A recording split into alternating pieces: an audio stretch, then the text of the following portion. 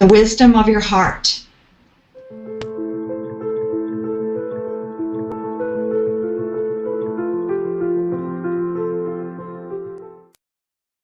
Welcome again to 6 Weeks to Wellness with Jan Fitzpatrick of InVibeHealth.com. We're wrapping up our 4-part series here on how to have a healthy heart. And today we're talking about the wisdom of your heart. What are we going to cover in this episode, Jan? Well, your intellect or your brain exists to serve the wisdom of your heart. And what is good for your heart is good for your whole body.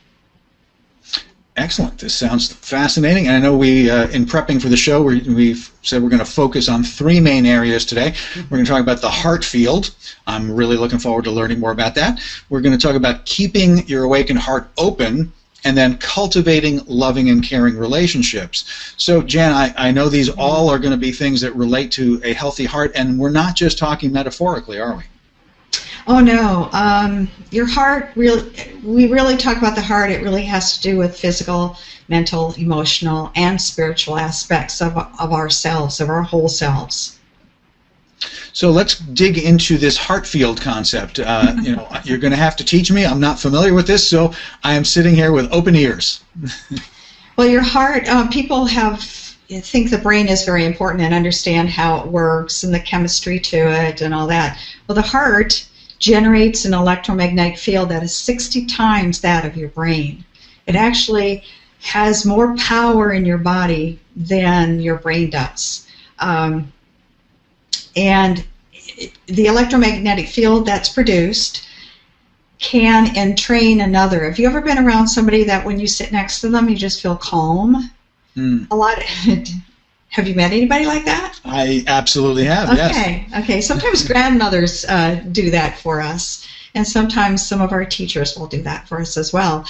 And that's really, the heart math people have found that if you when you're close to a person and you're both, you're focusing heart to heart, that person that has the positive heart, the higher vibration heart, can actually lift the heart of another, so that you can go from being angry and irritated and maybe a little impatient to just taking a big breath and just being just fine where you are. That person has literally entrained your heart with their heart, and they feel that a lot of the healing that's done from person to person is actually done that way, through the heart.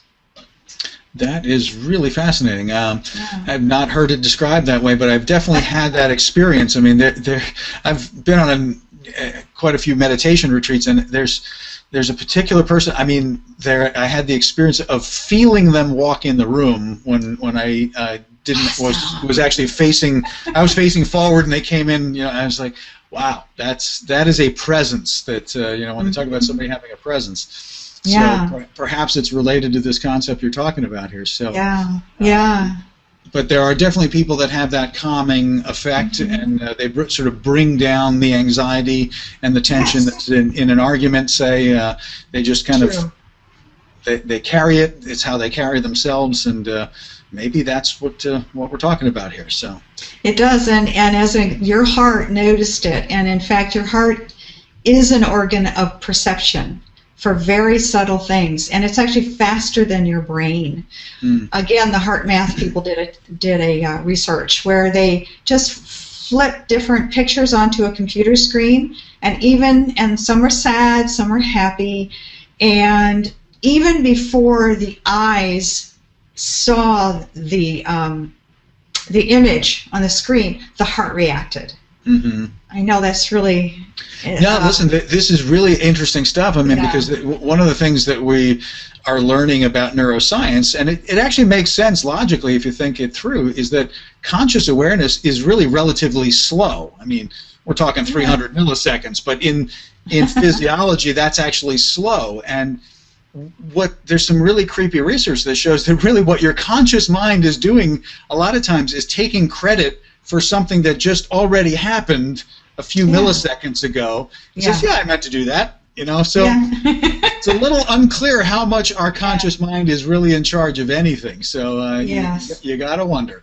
But there's no doubt. I mean, even your reflexes couldn't work if you had to actually think fast enough to make yourself pull away from a hot stove, right? So that's the other study they did too. Yes. Yeah. Well, listen, we could obviously go on for an hour on this one bullet point, but I want to move us forward here because I promised to. So let's roll forward now into this idea of keeping your awakened heart open. So first we're going to talk about the awakened heart and then how you keep it open. Well, we did talk about some people feel that menopause is because of the changes in the chemistry of the body, that it's the now time for the heart to wake up. There's space for it now, and in fact it's kind of, menopause is sort of that encouragement to open your heart and wake up, to realize really what's going on, both in, not woo-woo kind of things, but maybe in reality. What is your life really like? Have you been ignoring some things? And that is all about opening the heart. When you finally see things as they are, you're wide open. Your brain is open, but also your heart is open. And when that starts happening, and that is related to the hormones, or your awakened heart is actually changing the hormones, that's another thing they talk about. They teach you to be not to skip over the emotions, but to go through them. And let them go through you like bamboo in the breeze. You can feel them, but don't let them get stuck anywhere in your mind or your body.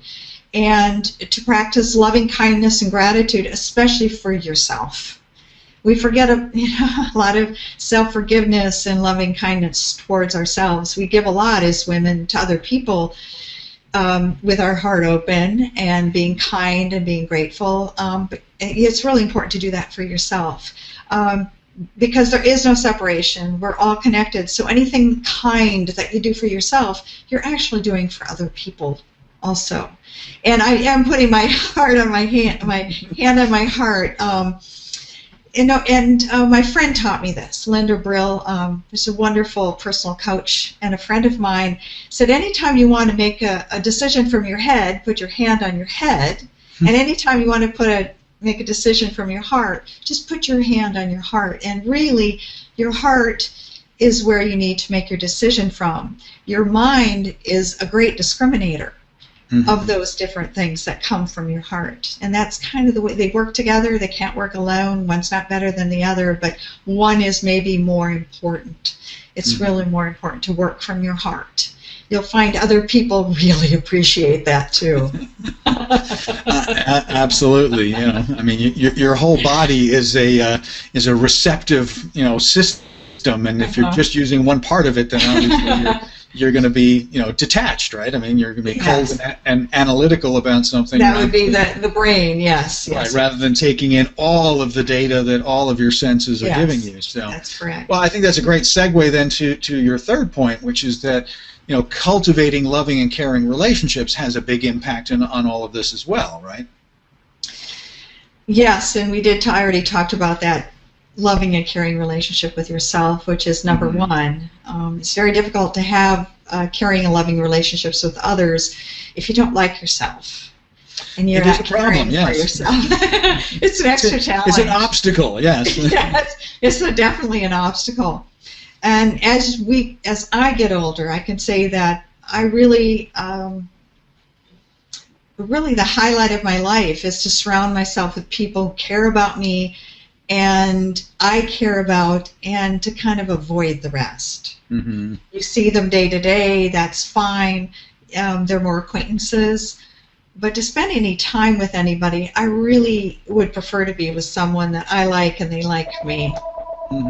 Absolutely. I in the back a few years, I had what I consider the privilege of working with a fair number of people who were dying, and it's fascinating that almost universally the feedback you get is, hey, what I was doing in my life isn't really what I think was all that relevant. It's the people, it's the connections, it's the relationships that I built, it's who I touched and who I was touched by that is the deep meaning of my life. And I take that to heart, since we're talking heart, and I think it's just a really important thing. I mean, that's what lasts, right? Yes. Well, there you are doing those phrases again. Exactly. It can't be accidental, right? I mean, we don't have things that stay and linger in the English language for no reason, right? So these, it's easy to think that it's poetry, but it all comes from actual experience and observation and sort of deep physical experience. Whether whether you yourself know the physiology that's involved or not, you kind of know the truth of the statement when we're talking about these things, because you can feel it, right? So, well, again, I think we could probably go on for 8 or 10 more segments here, Jan, on this topic. It really does go on forever, but we can't let this segment go on forever. So we've got to wrap it up at this point. We are wrapping up not only this segment but our 4-part series on how to have a healthy heart, which is critical, obviously, if you want to have a healthy life. Yes. So if you want to get the rest of this part, if you missed any of the 4-part series and you're enjoying what we're talking about here and you want to get more, there's lots more. And what you do is you come on over to invibehealth.com, where Jan has been diligently and busily creating layer after layer of great information for you, and has just way more to offer than we can cover in one little segment here. So in this segment, we talked about this concept of the heart field. We talked about keeping your heart open and and awakened, and cultivating loving and caring relationships, and how that all kind of folds into this concept of how to have a healthy heart. So join us over at invibehealth.com. Jan has a great offer for you there, where you can just click on the little banner of her book, and instead of paying for her book on Amazon, here I go again, stealing money from you, Jan, people can get your book for free by clicking that banner on your website at invibehealth.com. Download the book, but get onto the contact list so you don't miss any of the important announcements and mailings that Jan does, all with great content like this about helping you lead a healthier life, learn more about 6 weeks to wellness and what InvibeHealth is all about. So Jan, great stuff. I hope people join us over at invibehealth.com, get your book, and don't miss out on the next series that we're going to be doing in the very near future. So until then, Jan, thanks for all this great and heartfelt, heartwarming, heart-healthy information that you've shared. Yes, thanks for joining us. See you soon.